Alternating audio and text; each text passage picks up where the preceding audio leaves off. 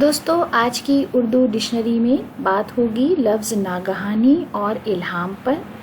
دونوں الفاظ آپ نے ضرور سنے ہوں گے، آج آپ کے ساتھ اس کی تفصیل شیئر کر رہی ہوں۔ سب سے پہلے بات کروں گی لفظ الہام پر۔ الہام کا مطلب ہے غیب سے دل میں کسی بات یا خیال کا نزول، کشف، لیکن وہ انبیاء اور اولیاء کے لیے استعمال ہوتا ہے۔ ایشور کی اور سے ہردے میں آئی ہوئی بات، ایشوریہ گیان یا پریرنا، دیو وانی اور آکاش وانی، divine inspiration, revelation, intuitive perception اور نالج، یہ ہے الہام۔ نعیم صدیقی کا ایک شعر آپ کے ساتھ شیئر کر رہی ہوں۔ شب کتنی بوجھل بوجھل ہے، ہم تنہا تنہا بیٹھے ہیں، ایسے میں تمہاری یاد آئی جس طرح کوئی الہام آئے۔ اس کے بعد لفظ ناگہانی۔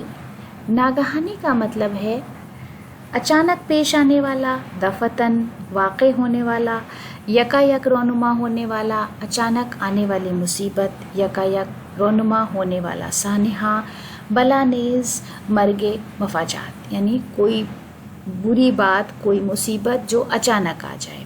آکسمک اناپیکشت، آکسمک گھٹنا، آکسمک مرتیو۔ Unexpected, accidental, sudden occurrence, something happened accidentally, sudden or unexpected death, untimely death۔ Ubaid اللہ علیم کا ایک شعر ہے، میں اس کو بھول گیا ہوں، وہ مجھ کو بھول گیا، تو پھر یہ دل پہ کیوں دستک سی ناگہانی ہوئی۔